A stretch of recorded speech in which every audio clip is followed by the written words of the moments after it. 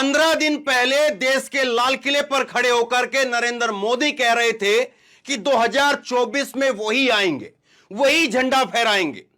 और आज 15 दिन के बाद में स्थिति आप देखिए, नरेंद्र मोदी की सरकार की तरफ से आनन फानन के अंदर, और यह आनन फानन शब्द का इस्तेमाल मैं क्यों कर रहा हूं आगे आपको बताता हूं। आनन फानन के अंदर जो है वो जानकारी दी जाती, सूचना दी जाती है कि मोदी सरकार संसद का विशेष सत्र 18 से 22 सितंबर के बीच में बुला रही है। 15 दिन पहले जो कह रहे थे कि मैं ही आऊंगा 2024 के अंदर, और 15 दिन के बाद में आज हालत यह है कि मोदी सरकार अब से, आज से 18 दिन के बाद में 5 दिनों का विशेष सत्र बुला रही है। 18, 19, 20, 21 और 22, 5 दिनों का, सोमवार, मंगलवार, बुधवार, बृहस्पतिवार और शुक्रवार।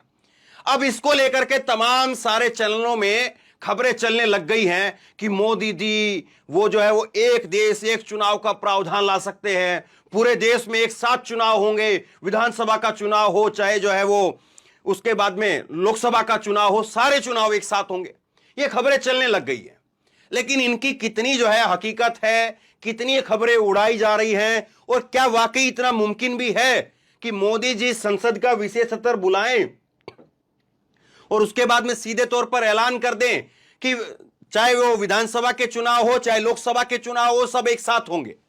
क्या यह मुमकिन है? एक एक करके परत दर परत में सारी परतें खोलूंगा, आप इत्मीनान से अगले 10-15 मिनट के लिए बैठ करके देखिए, आपको बहुत कुछ समझ में आने वाला है। सबसे पहले तो इस तस्वीर को बताता हूं मैं। यह जो तस्वीर है देश की संसद की तस्वीर है, और इसमें सबसे ऊपर मैंने छत के ऊपर जो है वो मानो संसद से ऊपर वो मैंने रखी नरेंद्र मोदी जी की तस्वीर। और इस तस्वीर को रखने की वजह समझिए आप, और मैंने क्यों कहा कि मोदी सरकार ने आनन फानन के अंदर संसद का एक भी कानून, संसद का एक भी प्रावधान वो इस बात की मंजूरी नहीं देता, इस बात को नहीं कहता है कि संसद के अंदर विशेष सत्र बुलाया जाए और उसके लिए सरकार केवल ट्विटर से जानकारी दे दे। ऐसा कहीं नहीं लिखा हुआ है। संसद का एक भी कानून इस बात को लेकर के नहीं कहता है कि आप जो है वो संसद का विशेष सत्र बुला रहे हैं और उसको लेकर के ट्वीट करके और बात खत्म हो गई। संसद का विशेष सत्र आपको बुलाना था तो बुलाइए, क्या दिक्कत है? लेकिन विपक्ष के नेताओं को पहले आपको विश्वास में लेना होता है, उनको बताना होता है कि हम संसद का विशेष सत्र बुला रहे हैं तो इसके पीछे हमारी मकसद मंशा ये है, हम ये जो है इन 5 दिनों के अंदर करना चाह रहे हैं।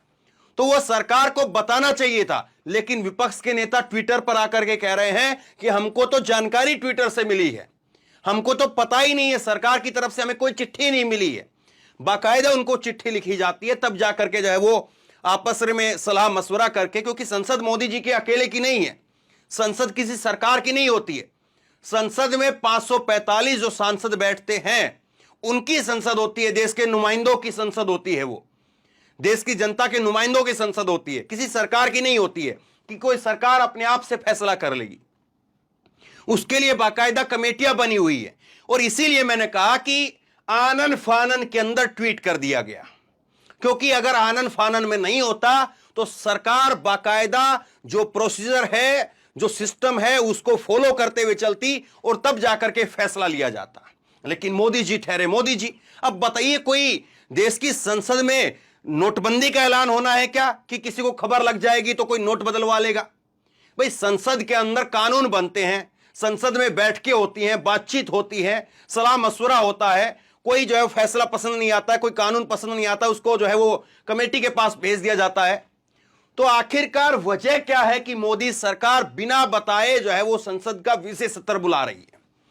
अब आप ये कहेंगे कि क्या विशेष सत्र पहले नहीं बुलाए गए? बिल्कुल बुलाए गए हैं, और बिल्कुल बुलाए जाने का प्रावधान जो है वो देश की संसद के कानून के तहत भी है। संसद का विशेष सत्र बुलाया जाता है या तो देश के अंदर कोई बड़ी आपदा आ जाए, युद्ध जैसे हालात हो जाएं, या किसी बड़े व्यक्ति का जो है वो निधन हो जाए और उसके बाद में जो है उसको श्रद्धांजलि वगैरह देना हो, उसके लिए शोक सभा करनी हो, तो एक दिन के लिए संसद का सत्र जो है बुलाया जाता है। जैसे मसलन कि युद्ध छिड़ने से पहले जो है वो संसद का सत्र बुलाया जाता है और उस पर जो है वो बातचीत की जाती है कि किस तरह से, किस मोर्चे पर कैसे हम जो है लड़ाई को करेंगे, किस तरह से चीजें होंगी। तो विश्वास में लेने के लिए पूरे देश को, नुमाइंदों को, पूरे देश के सांसदों को संसद का सत्र बुलाया जाता है। अब मोदी सरकार ऐसा कर सकती है, कोई दिक्कत नहीं है, लेकिन आपकी प्रक्रिया के ऊपर सवाल है। पहली बात तो यह हो गई। अब दूसरी बात के ऊपर आइए, जो फलाना ढमका चैनलों के अंदर खबरें चल रही है और आपको बताया जा रहा है कि मोदी जी एक देश एक चुनाव का जो है वो कानून ला सकते हैं। ये एक देश एक चुनाव का कानून जो कहने वाली बात है ना, वो कहने वाली बात है। उसके लिए ऐसा नहीं है कि आपने जो है वो एक जो है वो किया और उसके बाद में 370 हटा दी, एक ये किया और 3 तलाक वो कर दिए, ये वो वाला चीज नहीं है। आपको अगर यह कहना है कि एक देश एक चुनाव देश के अंदर होंगे, तो उसके लिए बाकायदा आपको चुनाव आयोग के अंदर भी एक जो पूरा सिस्टम है उसके लिए तैयार करना पड़ेगा। क्योंकि आज भी देश के अंदर अगर चुनाव होते हैं, मान लीजिए कि उत्तर प्रदेश में चुनाव होते हैं, तो 8 चरण के अंदर चुनाव होते हैं। अकेले उत्तर प्रदेश में चुनाव हो रहे हैं, लेकिन उसके बावजूद भी 8 चरणों में चुनाव हो रहे हैं। एक उत्तर प्रदेश में आप एक चरण में चुनाव नहीं करवा पाते हैं और आपको लगता है कि हमारे पास में एकदम से रातों रात हम ऐसा सिस्टम खड़ा कर देंगे कि पूरे देश में एक साथ जो है विधानसभाओं के और लोकसभा का चुनाव जो है एक साथ हो जाएगा। पहली बात तो यहां पर जो है खारिज हो जाती है कि इसके लिए क्या उतनी तैयारी आपके पास में है। तो यह तो जरूर हो सकता है कि आप लोगों का ध्यान जो है वो चुनाव में डालने के लिए और लोगों से जाए ये कहने के लिए कि हां ये बोलो, हां ये बोलो, वो बुलवाने के लिए तो आप जो इस चीज को जरूर ला सकते हैं, लेकिन प्रैक्टिकली वो चीज जो है वो संभव नहीं है। अब आइए दूसरी बात पर।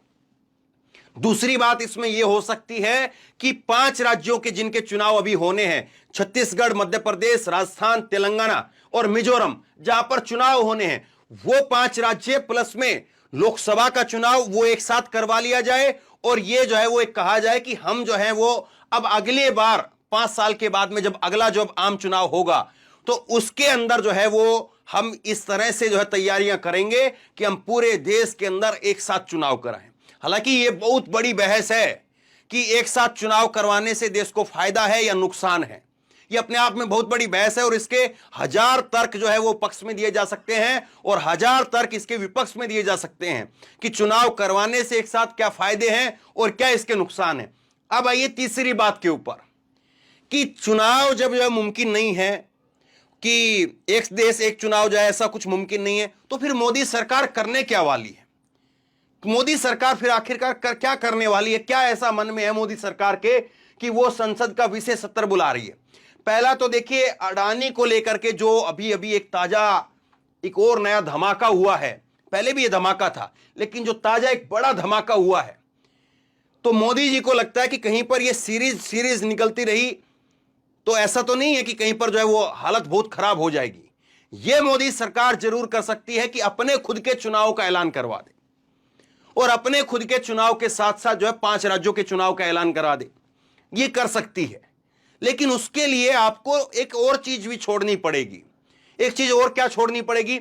उसके लिए आपको यह भी करना पड़ेगा कि आप एक तरफ जो है वो ये कहें कि हमारी मंशा है, हम जो है वो एक देश एक चुनाव की तरफ जाना चाहते हैं, लेकिन उसके साथ साथ आपको जो है अभी 5 दिनों का जो सत्र रहेगा, इसके अंदर कुछ नई चीजें लेकर के आनी पड़ेंगी। नए ऐसे करिश्मे करके दिखाने पड़ेंगे कि पूरे देश का दिमाग जो है वो हिलडुल जाए, लोगों का दिमाग जो है वो घनचक्कर की तरह से घूम जाए कि ये तो क्या हो गया, अब क्या बोले, पूरा मुद्दा ही जो है पलट जाए। तो उसके लिए सरकार जो है देश में बेरोजगारों को लेकर के कुछ ऐलान कर सकती है। मतलब कि 5 दिन जो है वो ऐसे रहेंगे कि आप लॉटरी लगाइए और बस लॉटरी खुलती चली जाएगी। आप जो है मुद्दे के ऊपर बात टेकिए कि हाँ ये हो सकता है, क्या मोदी जी महिलाओं के लिए अच्छी चीज कर सकते हैं? हाँ जी कर देंगे। क्या बेरोजगारों के लिए हो सकता है? हाँ जी कर देंगे। तो बेरोजगारों को चाहे बेरोजगारी भत्ता देने की बात हो, चाहे महिलाओं को जो है वो आर्थिक सहायता देने की बात हो, और चाहे जो है वो स्कूली लड़कियों के लिए कोई जो है स्कीम निकालने की बात हो, ये चीजें भी मोदी जी को लेकर के आनी पड़ेगी ताकि एक अलग तरीके का नैरेटिव जो है देश के अंदर खड़ा हो जाए। क्योंकि देश की संसद 5 दिनों के लिए मोदी जी जरूर बुला रहे हैं, लेकिन कांग्रेस पार्टी ने आज सुबह ही, जब ये खबर भी नहीं आई थी उससे पहले ही, कांग्रेस पार्टी की तरफ से जयराम रमेश सामने आए थे। जब सुबह, अभी शाम को जब वो राहुल गांधी के साथ सामने आए, लेकिन सुबह भी उन्होंने एक प्रेस कॉन्फ्रेंस की और उस प्रेस कॉन्फ्रेंस के अंदर उन्होंने कहा कि हम जेपीसी की मांग अडानी के ऊपर कर रहे थे और आज भी कर रहे हैं और आगे भी करेंगे। जब तक जेपीसी नहीं बनेगी तब तक अडानी का पूरा सच निकल करके सामने नहीं आएगा। तो अडानी को लेकर के 5 दिन हंगामा ना हो ऐसा मुमकिन नहीं है, जेपीसी की मांग ना उठे ऐसा मुमकिन नहीं है। और देखिए मोदी जी ने जो फैसला ले लिया सो ले लिया, लेकिन उनके सोचने वालों, उनको सलाह देने वालों को यह तो सोचना चाहिए था कि कम से कम आप जो फैसला ले रहे हैं, आपने जो ऐलान करना है उसको 2 दिन बाद में कर देते। भाई 2 दिन बाद में अगर आप ऐलान करते तो कम से कम ये इंडिया की जो बैठक आज मुंबई के अंदर हो रही है ये तो खत्म हो जाती ना, और उसके बाद में नई बैठक का टाइम रखना। अब तो 2 दिनों तक जो है वो विपक्ष के नेता खूब आपस में वहां पर चर्चा सलाह मशवरा कर लेंगे, क्योंकि फोन पर आजकल लोग बात करते नहीं है, फोन पर लोगों को मालूम है कि किस तरह से क्या चीजें हो सकती हैं। इसलिए अब 2 दिनों के लिए विपक्ष अपनी पूरी तैयारी कर लेगा कि अडानी के ऊपर क्या करना है, अगर मोदी जी ये कानून लेकर के आते हैं तो उसके लिए क्या करना है। एक चीज इसमें और निकल के हो सकती है कि एक चीज और आ जाए, उस पर भी मैं बात करता हूं। इसमें एक चीज ये भी हो सकती है कि जैसे एक नई चीज भी छेड़ी जा सकती है। पहला चीज तो मैंने आपको बता दी, और इनको ध्यान रखिए, मैं जब संसद शुरू होगी तब ये सारी चीजें मैं आपको दिखाऊंगा कि मैंने ये बातें कही थी। पहली बात तो मैंने कही है कि बेरोजगारों के लिए कुछ भत्ते के रूप में ऐलान हो सकता है, दूसरा महिलाओं के लिए कुछ भत्ते का ऐलान हो सकता है, और लड़कियों के लिए कुछ भत्ते का ऐलान हो सकता है। स्कूली जो लड़कियां हैं, स्कूली जो बच्चियां हैं, उनके लिए पहला काम तो ये हो गया। दूसरा काम जो मोदी सरकार कर सकती है वो ये है, मोदी सरकार ऐलान कर सकती है, या तो वो जो है वो कुछ इस तरह का ऐलान कर सकती है कि देश के अंदर जितने भी वक्फ बोर्ड हैं, जितनी जमीनें उनके पास में हैं, क्योंकि ये माना जाता है, ये कहा जाता है कि देश में रेलवे के बाद में अगर सबसे ज्यादा जमीन किसी के पास में है तो वो वक्फ बोर्ड के पास में जमीन है। तो मोदी सरकार वो ये ऐलान कर सकती है कि जब मंदिरों के पास में जो जमीन है, सरकारी जमीन, हालांकि बहुत सारे गांवों में आप जाएंगे तो कई कई मंदिर ऐसे मिलेंगे आपको, तकरीबन गांवों में आप जाएंगे तो आपको मिलेंगे कि उनके पास में पंचायती जो है वो जमीन होती है। मंदिरों के खुद के जो है वो 8-8, 10-10 खेत होते हैं, और उनसे खर्चा आता है, मंदिरों के पास में चलता है। तो हो सकता है कि कुछ इस तरह से ऐलान कर दिया जाए कि वक्फ बोर्ड की जितनी भी जमीन है वो सारी जमीन सरकार को सौंप दी जाए। अब उसमें जो है वो यही पैंतरा लगाया जाएगा कि जब मंदिरों के पास में जमीन नहीं है या मंदिरों की जमीन भी हम ले रहे हैं तो वक्फ बोर्ड की जमीन क्यों ना ली जाए। और इसके ऊपर एक और बड़ा हंगामा सीए एनआरसी के तौर पर, हिंदू मुसलमान के तौर पर जो है वो छिड़क दिया जाएगा, लोग जो है उस पर बहस खड़ी कर देंगे। फिर उसके बाद में 2 बच्चे वाली जो पॉलिसी है वो हो सकता है कि मोदी जी लेकर के आ जाएं कि 2 बच्चे होंगे, तीसरा बच्चा नहीं होगा। तीसरा बच्चा अगर होगा तो सरकारी नौकरी नहीं, ये नहीं, वो नहीं, फला नहीं, ढमका नहीं। अब हालांकि सच्चाई ये है कि आज जो नई जनरेशन है जिनकी आज शादी हो रही है, अब जिसका शादी हो गई है, जिसका बच्चा हो गया है, उसको तो आप दोबारा जो है कहीं पर छोड़ नहीं आएंगे। तो जिसकी आज शादी हो रही है उसकी सोच तो आज कम से कम ये नहीं है कि वो 3 बच्चे पैदा करे, चाहे वो हिंदू है चाहे मुसलमान है, क्योंकि 2 बच्चे का ही जो है पालन पोषण करना बहुत भारी हो जाता है। तो दूसरा, पहला वक्फ बोर्ड, दूसरा जो है वो उसके बाद में 3 बच्चे का, 2 बच्चे और 3 बच्चे, और उसके बाद में मोदी सरकार हो सकता है कि कुछ इस तरह से भी कानून ला करके दे सकती है या बना सकती है, या इस पर जो है वो संसद के अंदर जो है इसको पेश कर सकती है कि जितनी भी जमीन है जिस पर झगड़ा है, विवाद है, जैसे मसलन के तौर पर जो है वो काशी के अंदर जमीन है या ज्ञान व्यापी के ऊपर जो झगड़ा है, उस पर जो है कोई सलाह मशवरे के तौर पर जो उन चीजों को छेड़ दे कि जितनी भी जमीन है, जो भी विवादास्पद जमीन है, उसके लिए हम एक अलग से कमेटी बनाएंगे और उस कमेटी के अंदर जो है फैसला होगा और एक साथ सबका निपटारा हो जाए। तो कुछ इस तरह से भी फैसले जो है वो मंदिर मस्जिद को लेकर के लिए जा सकते हैं। तो ये तो आप मान करके चलिए कि एक चीज तो मोदी सरकार लेकर के आएगी, वो पैसा देने के तौर पर लेकर के आएगी कि लोगों को हम पैसा दे रहे हैं, फायदा पहुंचा रहे हैं, मौज कर रहे हैं, लोगों के अच्छे दिन आ चुके हैं। एक चीज तो होगी ये, और दूसरी चीज होगी ये कि देखो मुसलमानों के बदले में हिंदुओं को ये चीज जरूर होगी। ये 2 चीजें जो हैं वो इस संसद के सत्र के अंदर आपको देखने को मिल सकती है। और आपको ये जो आज की वीडियो है, जो 31 तारीख को जो मैं आज आपसे बात कर रहा हूं शाम को, तो ये मैं काट करके आपको उस दिन जरूर दिखाऊंगा जब ये चीजें निकल करके सामने आएंगी। मुझे नहीं लगता है कि इसमें कोई जो है कहीं पर वो हो कि मोदी सरकार आज की तारीख में 18 तारीख में ये सीधे तौर पर कह दे कि एक साथ में पूरे देश के अंदर विधानसभा के चुनाव और लोकसभा के चुनाव एक साथ होंगे, क्योंकि उसके लिए खुद की सरकारें तैयार नहीं होंगी। योगी आदित्यनाथ कैसे तैयार हो जाएंगे, गुजरात वाले कैसे तैयार हो जाएंगे, उत्तराखंड वाले कैसे तैयार हो जाएंगे? उनके यहां तो अभी इलेक्शन हुआ है, अभी चुनाव हुआ है। वो क्यों चाहेंगे बेकार में पचड़े में फंसना कि उत्तराखंड में जो है वो सीएम की कुर्सी मिली पुष्कर सिंह धामी को और दोबारा मिले कि ना मिले? क्यों वहां के विधायक चाहेंगे? तो ये अपने आप में सवाल है, और इसलिए उस चीज में मेरे को दम नहीं लगता है। जिस चीज में दम लगता है वो मैं आपको बता रहा हूं। अब इसको लेकर के विपक्ष की जो प्रतिक्रिया आई है वो मैं आपको बताता हूं। ये वो ट्वीट है जिसका मैंने जिक्र किया। प्रहलाद जोशी की तरफ से 4 लाइनों के अंदर जो समेट करके कह दिया गया कि एक विशेष सत्र हम बुला रहे हैं, 17वीं लोकसभा का 13वां सत्र होगा और राज्यसभा का 261वां सत्र होगा, और 18 से 22 तक 5 बैठकों के साथ में बुलाया जा रहा है, जिसमें 5 बैठकें होंगी। अब इसको लेकर के जो विपक्ष के नेताओं की जो प्रतिक्रिया आई है उसमें सुनिए, प्रियंका चतुर्वेदी कह रही है कि जिस तरह से प्रहलाद जोशी ने चोरी चोरी चुपके चुपके ये निर्णय लिया है और ये निर्णय लेकर के ट्वीट किया है, तो मेरा सवाल ये है कि देश का एक बहुत ही महत्वपूर्ण त्योहार गणेश चतुर्थी उसी समय पर मनाया जाएगा, तो हम ये जानना चाहते हैं कि यह हिंदू विरोधी काम क्यों कर रहे हैं, यह फैसला किस आधार पर लिया गया है, क्या यह उनकी हिंदूवादी मानसिकता का जो है वो मानसिकता है? ये जो है वो प्रियंका चतुर्वेदी की तरफ से कहा गया है। कांग्रेस के सांसद दीपेंद्र हुड्डा की तरफ से कहा गया है कि पहले लोकसभा और राज्यसभा के सभापति के माध्यम से सदस्यों को सूचना मिलती थी, अब प्रहलाद जोशी के ट्वीट से पता चलता है जब मानसून सत्र समाप्त हो गया है तो सितंबर में इस सत्र की क्या वजह है या क्या तात्कालिकता है, सरकार बताए कि इस अर्जेंट सत्र की वजह क्या है। अभी देश के सांसदों को वजह नहीं पता। यह हालत है आज देश में लोकतंत्र की साहब। अब आप कहे कि कोई आपको पता हो आप बता दो, कोई कहे कि कोई गली चौराहे पर कहीं पर बहस हो, वहां पर जो है लोग आपस में गुत्थम गुत्था हो रहे होंगे कि ये नहीं मोदी जी ये करेंगे, मोदी जी ये नहीं, मोदी जी ये करेंगे। अरे जो उस संसद के अंदर बैठते हैं मोदी जी उनको नहीं बता रहे हैं, उन अंधभक्तों को बताएंगे क्या? बताइए जरा। तो बहरहाल जो भी हो, लेकिन यह तो जरूर दिख रहा है कि मोदी जी बहुत कंफर्टेबल जोन में नहीं है। अगर वो कंफर्टेबल जोन में होते, अगर मोदी जी को बिल्कुल जो है वो एक चीज इसमें हो सकती है वो ये कि G20 को लेकर के जो है वो वाहवाही करने वाली बात थी कि G20 पे हमने बहुत शानदार जो है वो आयोजन किया, क्योंकि तब तक G20 का जो सम्मेलन है वो खत्म हो चुका होगा।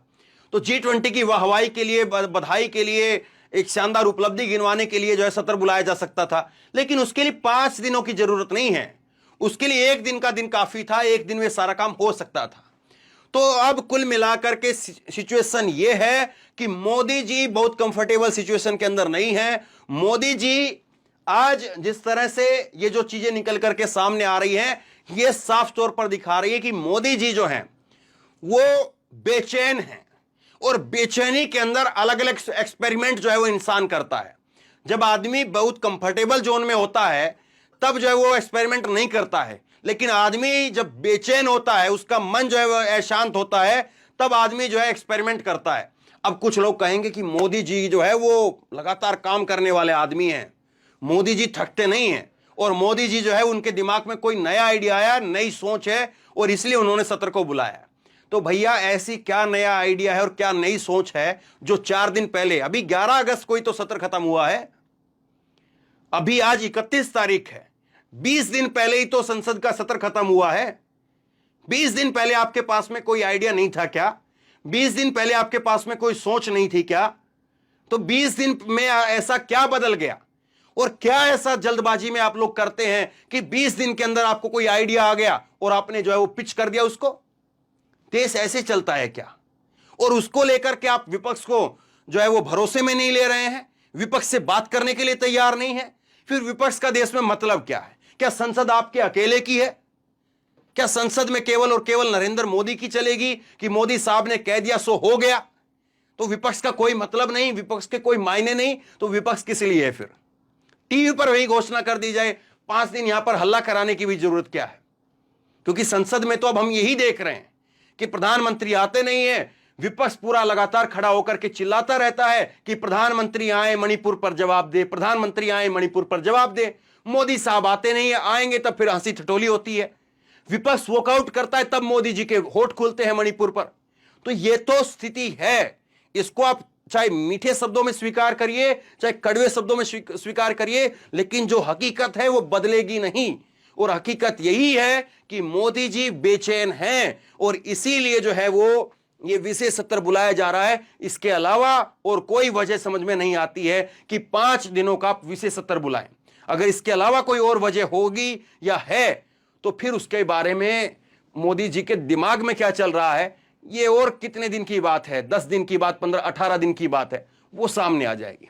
तो बहरहाल आप बताइए, आपकी राय, आपकी सोच, आपकी समझ क्या कहती है कि मोदी जी आखिरकार ऐसा क्यों कर रहे हैं, इसके पीछे वजह क्या हो सकती है? नीचे कमेंट बॉक्स में अपनी राय लिख करके जरूर बताइए। इस वीडियो को शेयर जरूर कीजिए, लोगों तक शेयर कीजिए, पहुंचाइए, ताकि लोगों को समझ में आए। क्योंकि अब नए नए जो है वो अपने आप में चुनावी पंडित आने लग जाएंगे, नए नए जो है वो चुनावी जो है सफूके छोड़े जाएंगे। तो ऐसे में लोगों को एक सही जानकारी, साफ सुथरी जानकारी जरूर होनी चाहिए। शेयर कीजिए इस खबर को, लोगों तक पहुंचाइए और अपनी राय नीचे कमेंट बॉक्स में लिख करके जरूर बताइए। और इसी तरह की तमाम खबरों के लिए ऑनलाइन न्यूज इंडिया को सब्सक्राइब कीजिए, साथ में जो बेल आइकन है, घंटी है, उसको जरूर दबाइए, ताकि जैसे कोई खबर अपलोड करें उसकी नोटिफिकेशन सीधे सबसे पहले आपको मिल सके। और अगर ये वीडियो फेसबुक पर देख रहे हैं तो फेसबुक पर हमारे पेज को लाइक कीजिए, फॉलो कीजिए और इस खबर को शेयर कीजिए। धन्यवाद।